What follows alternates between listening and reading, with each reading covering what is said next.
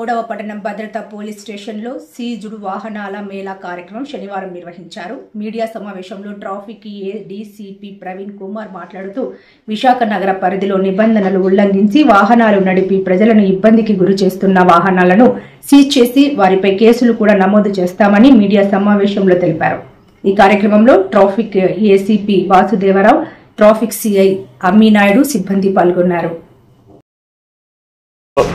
మీ అందరికీ తెలిసిందే, విశాఖపట్నం నగరంలో గతంలో వివిధ ప్రాంతాల్లో కొంతమంది యువకులు తమ మోటార్ సైకిల్పై బైక్ రేసింగ్కు పాల్పడుతూ విచిత్ర విన్యాసాలు చేస్తూ ప్రమాదకరమైన స్టంట్స్ చేస్తూ పాదచారకులు మరియు ఇతర వాహనదారులకు చాలా భయాన్ని మరియు ఇబ్బందిని కలుగజేస్తూ వారి ప్రాణాలకు మరియు వారి వ్యక్తిగత భద్రతకు హాని కలిగించే విధంగా డ్రైవ్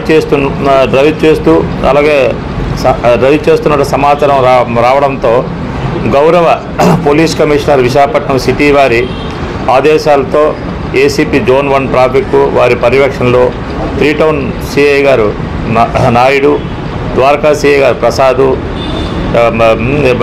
అలాగే ప్రత్యేక బృందాలు ఎస్ఐ ఆరిలోవా అండ్ ఎస్ఐ రాజువాక మరియు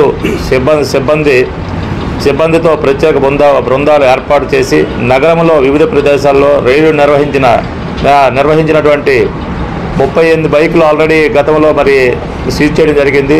అలాగే వారిని కూడా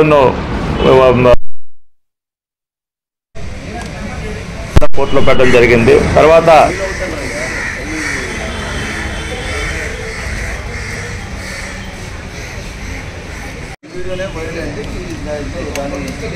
వాహనంపై